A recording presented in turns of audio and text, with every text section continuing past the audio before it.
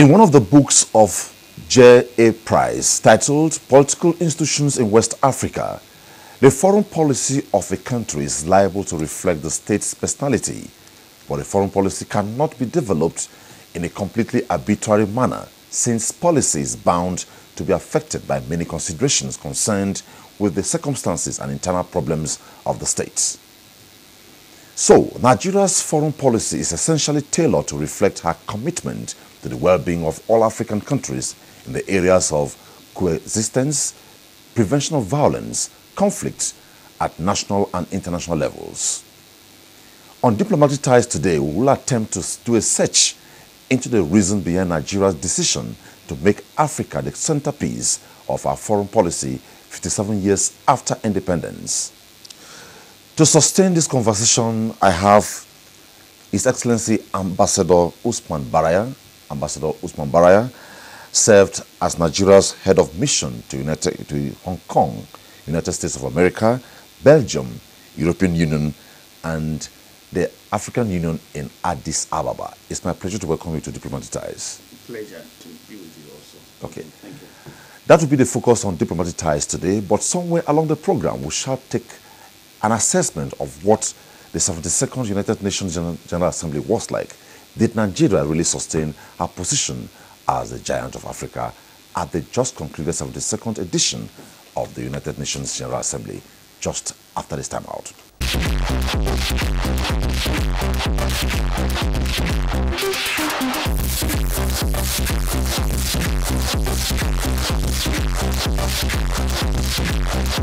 Would you say, given the opening I gave, that at the just concluded 72nd UN General Assembly UNGA, Nigeria sustained Africa as its centerpiece? Yeah, definitely, Odin. To start with, yes, Nigeria did. Even though there were many opinions, coming out of the citizenry immediately after that very important address. But to all intents and purposes, as far as I'm personally concerned, I think Mr. President did justice to the issues before the General Assembly. And so far as he addressed the issues, more particular issues of Sahel, and what was and still happening in the Lake Chad Basin. Okay. Yeah, and of course, after doing that, he went ahead to address other world issues. And of course, the most challenging, pressing problem of the Korean nuclear, tests, which actually, like he said quite correctly, the world was never, challenged, to the brink of nuclear war more than this time around, since the last challenge we had during the Cuban Missile Crisis in 1962. And he ended up with a very, very, positive and constructive proposition to the effect that the UN Secretary General should arrange for a delegation that will comprise of all regions of the world to go and, constructively engage the Korean leadership with their way to finding a way forward. By and large, I think people forgot the fact that it is not everything that will be said during the General Assembly, given the fact that you have a time frame of 15 minutes to talk, and the fact that also if you have other issues, you have your Minister of Foreign Affairs, you have your ambassadors, you have your other stakeholders, having side meetings while the General Assembly is still going on. Yeah. So in general, I think most of the issues we wanted the President to say, he said it in a very concise manner.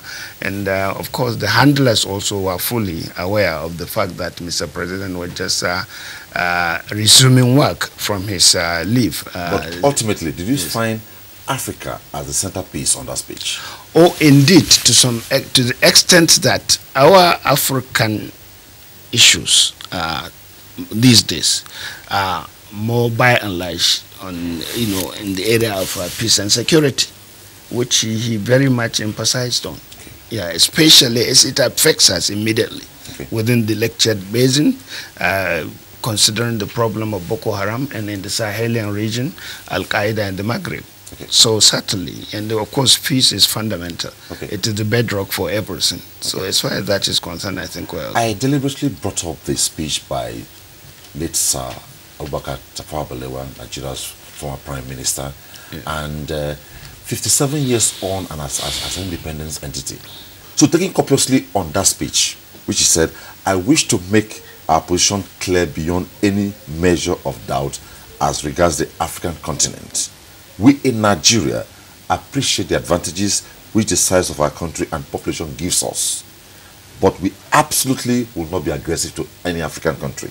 And he went on and went up. The most important one, he said, we shall never impose ourselves on any other country and shall treat African territory, big or small, as equals. Since then and now, where are we with that? The words, of course, of late Prime Minister of blessed memory were as relevant in 1961 when he made his speech. They are as relevant today as they were then, because in fairness to all the successive leadership, Nigerian leadership, from General Gawan to date, those that actively participated in the fashioning out our foreign policy, they have been consistent. What is even more, you have to, in doing that actually, to do justice to what we're doing, let's look at what were the foreign policy objectives under Tafawa Balewa then. They were clearly delineated in one of his speeches. The then External Affairs Minister, Dr. Okoye Aripo. The principles that guided Nigerian foreign policy then were, according to him, constructed on concentric cycles. Okay. And we have 4 cycles out of that. The first cycle to do with Nigeria's immediate neighbors. The second cycle to do with West African sub-region. The third cycle to do with continental Africa as a whole. And the last one, Nigeria and the world. The objectives, of course, of the foreign policy being sovereign equality of every state, big or small.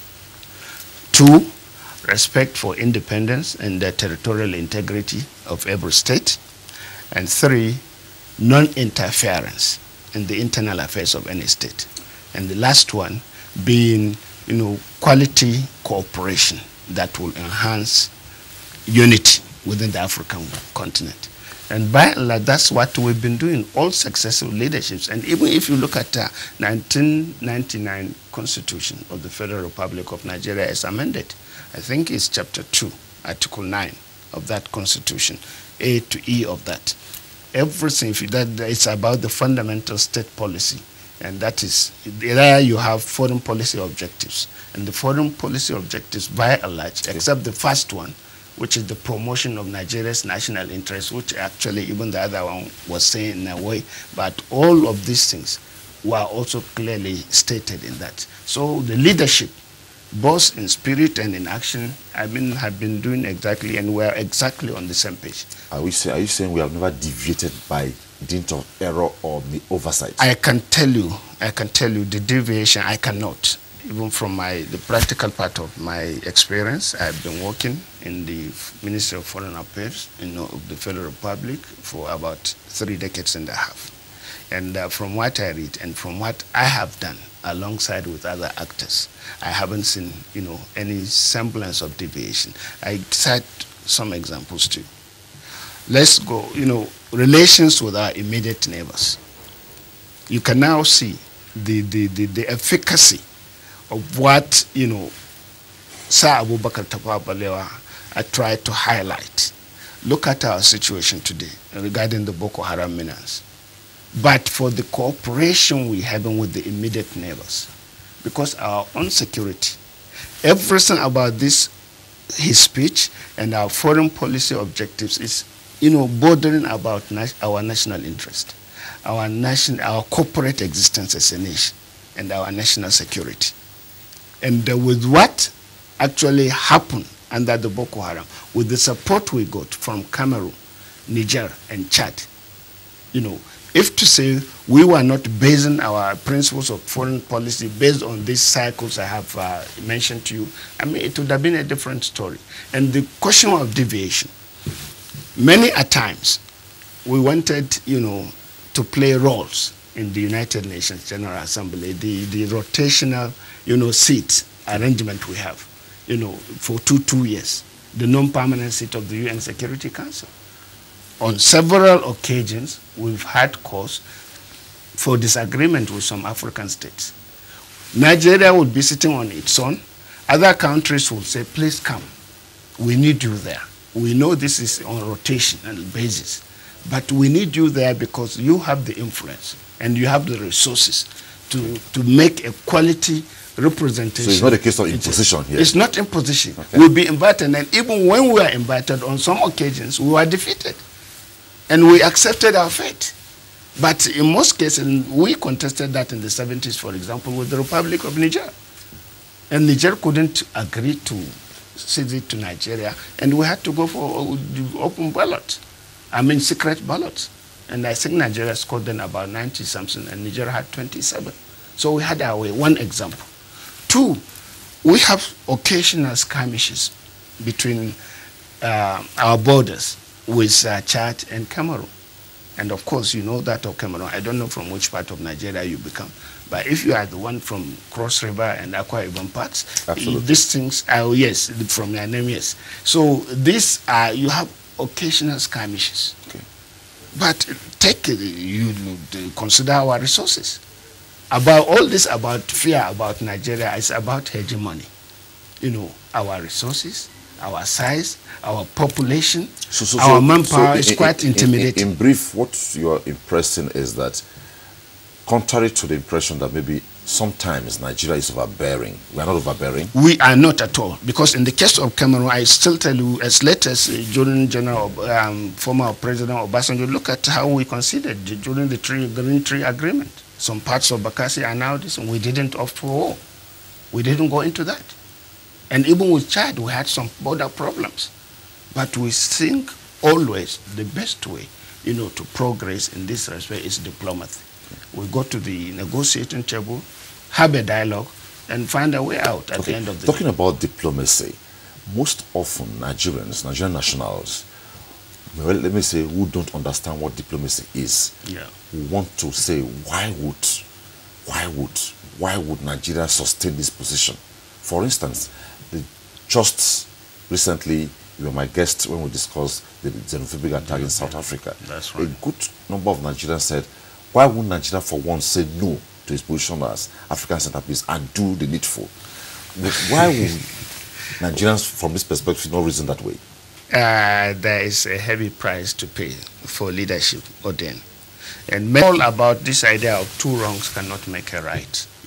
People ask these questions that you've asked now. Why wouldn't? But the fact of the matter, they forget the fact that no country on earth, not even the United States of America, is self-sufficient in terms of everything.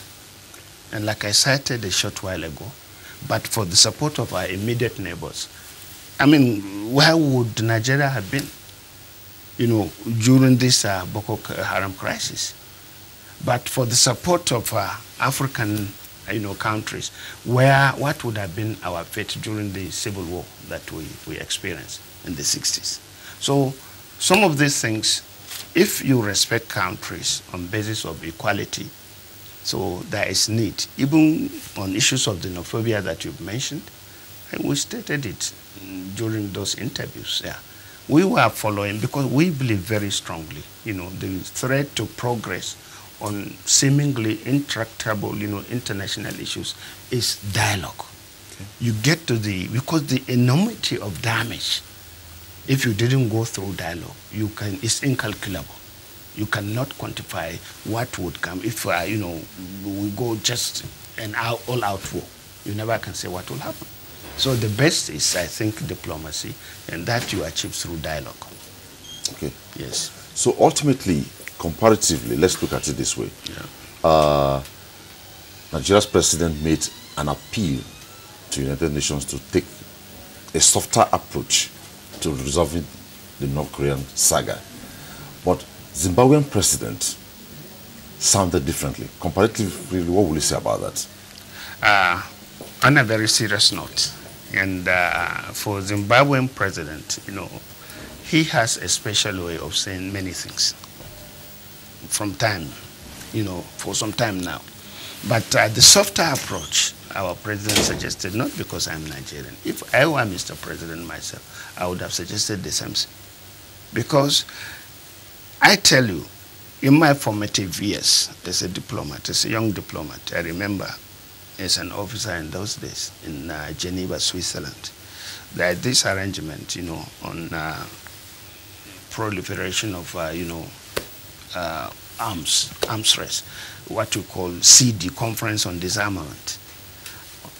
On those occasions, every time we were there for the negotiations and the Conference on Disarmament, we were told that nuclear war must not be fought because it will never be won. Should there be any nuclear war, look at the experiences today in Hiroshima and Nagasaki in Japan. Yeah. Up to date, the radiation around those parts of the world.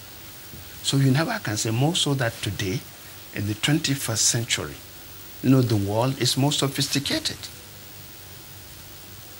The nuclear arsenal may be from Korea, far away from Africa, but you can never say whether it will get to Africa or not. So give and take. It's give and take.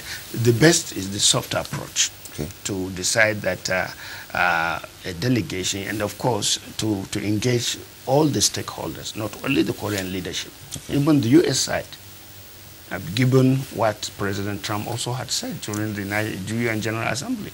So the best approach is to bring all the stakeholders, to a negotiating table with a view to finding a mutually, acceptable solution to all sides. Some persons along the line will say the government has deviated in its foreign policy. The government has deviated. Would you say the same thing? Well, it's one thing to say, it's very easy to say, but it's another to come up with a proof of what is being said. Even you tell me in which area have you seen the deviation so that I can comment on. But I cannot do it in abstract. We're in a public domain. But as far as I'm concerned, yes, so based on the objectives I had already mentioned, yep, and based on what late Prime Minister of blessed memory had clearly, set out for Nigeria, I cannot see any deviation because I have not seen any situation where the current government or Mr. President has gone to bully or to bamboozle any African country, no matter how big, no matter how small. From my personal experience, for example, we've had issues, so many issues during my stint in Addis Ababa. For example, in the African Union Peace and Security Council. But all countries, big or small, there was nothing. We disagreed with so many of them. Gambia with a population of, for example, 2 million people now. We have a population of about 180 million people. And it's within our backyard in West Africa. We cannot go. All we did was, when we were having problems with Gambia, was to work alongside with other African countries, or West African countries, under the, the control of the ECOWAS, to get our, message delivered to Gambia. In ACP, there's this arrangement in Brussels where the European Union, engaged all the ex-colonies, African, Caribbean, and Pacific group of states, 79 of them. It is just a spillover. It is an offshoot of the Lome Convention. We have that arrangement in Brussels. There are many countries, 79 of them. And you have Nigeria also today, with a population of 180 million. You have countries, I think, in Marshall's Island, with a population of 53,000 people, and with annual GNP of about $180 million. Our annual GDP is about $500 billion. Okay. You see, big and small countries, whether in the ACP or in the African Union. Yeah. But when it comes to discussions, when it comes to sharing of positions and posts within these organizations, we've been doing them together. And again, more recently in Addis Ababa, Mr. President, President Buhari, was, while I was there, the chair of the Peace and Security Council. We were having a lot of problems to contend with internally, and with all the threats, threats of war from Boko Haram. But President, of course, we went there to make our case. But more importantly also, in most of his speeches, He was doing everything possible, and with even extension of financial resources to countries such as Burundi, South Sudan. You know, which other country were there? They were the countries having problems there. Yeah. So we were not doing it in isolation of our own problem. So I have never seen any case of deviation as far as I'm concerned. It is the same thing towards immediate neighbors, towards West Africa, towards Africa continentally. And of course, you know, we've been working very, very hard alongside with African Union. Okay. To get into... So as a diplomat, ultimately, will you say you're very satisfied about it? Well, I cannot be 100%, okay. Yes, but by and large, I am satisfied, yeah, because I have not seen, in terms of deviation, okay. We are still Afrocentric. We are still having Africa as the centerpiece of our foreign policy, and it's still on these concentric, you know, cycles that I have mentioned to you earlier. And we hope that we'll never be xenophobic. Well, we have had every reason to be. In the 80s, you know, when the economy was doing extremely well, we've had issues with immediate neighbors of Togo, Benin, and Ghana. But all we did, I think, then was to tell them, you know, because I think what happened then, many of them were just getting into Nigeria. Some would say that was a weakest or defeatist posture. Is that true? Why should it be? It was just that people were coming into Nigeria and our country, the economy was doing very well, but they were doing so, you know, in flagrant violation of the, you know, protocols of the ECOWAS that allowed them to come in the first place. Okay. So all Nigeria was saying, please go back home, get your papers ready, and come back into the country. So there was no cause, nobody was beaten, nobody was killed. There were no riots and the sort of that. So I don't think, I think xenophobia it will only come to any country as a last resort. Even South Africa, repeatedly at level of government, you know, regrets what's been done. It's a mass action. There are times that, you know, there are limits because of capacity problem. There's a limit to which every government or only police force can control. Okay. Yeah. Given the parameters you reeled out concerning Nigeria's African foreign policy in terms of diplomacy, if you have the privilege, will you say there should be some kind of, it should be rigid? Rigid? Given the parameters you gave.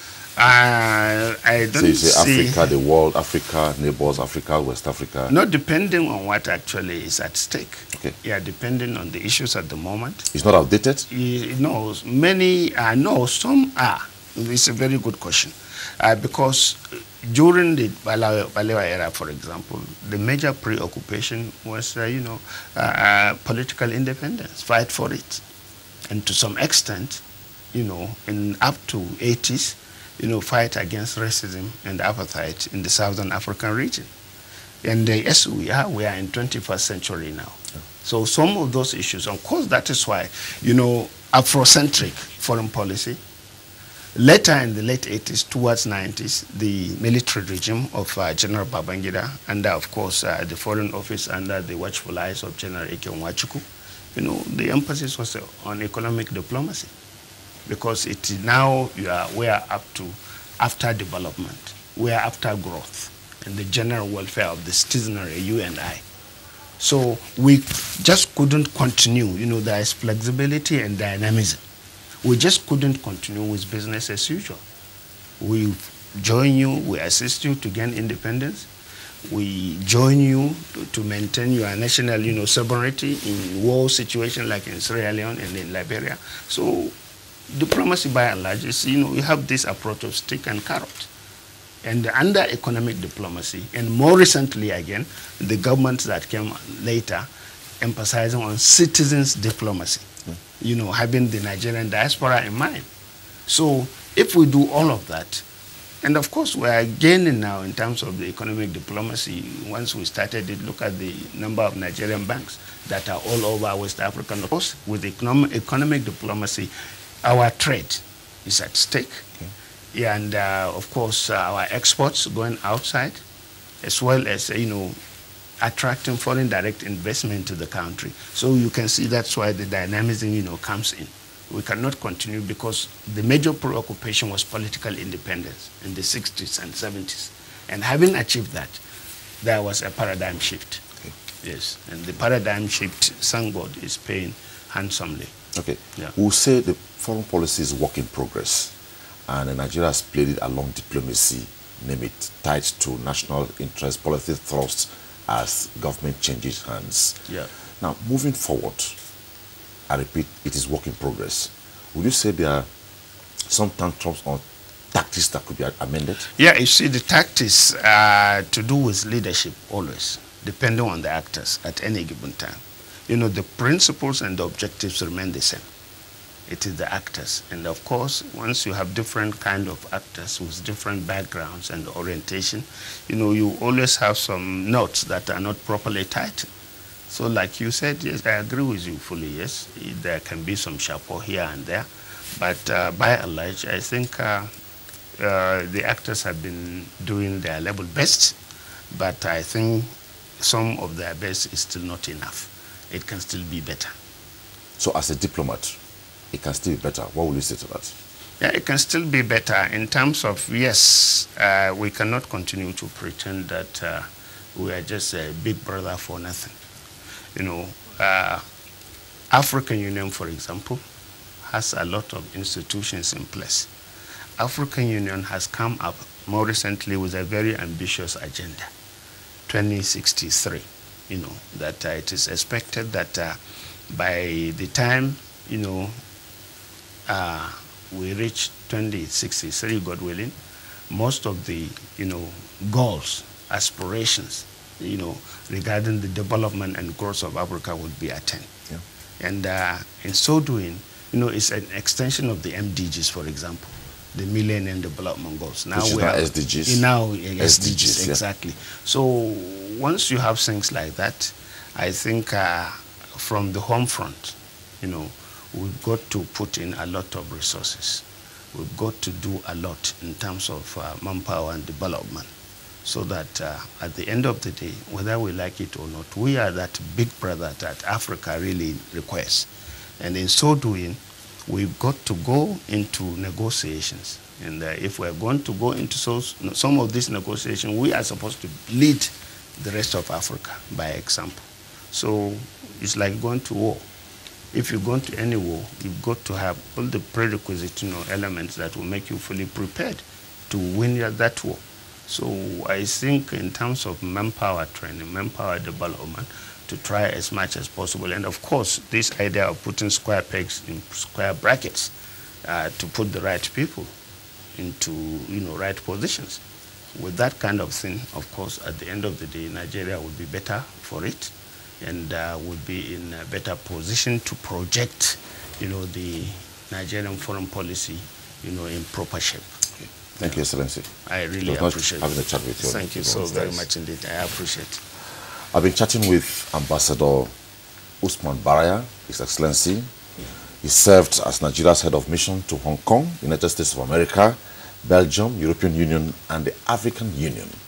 We looked at Nigeria's foreign policy, diplomacy, 57 years on and the way forward. It was nice sharing your time with you. On behalf of all of us, bye-bye.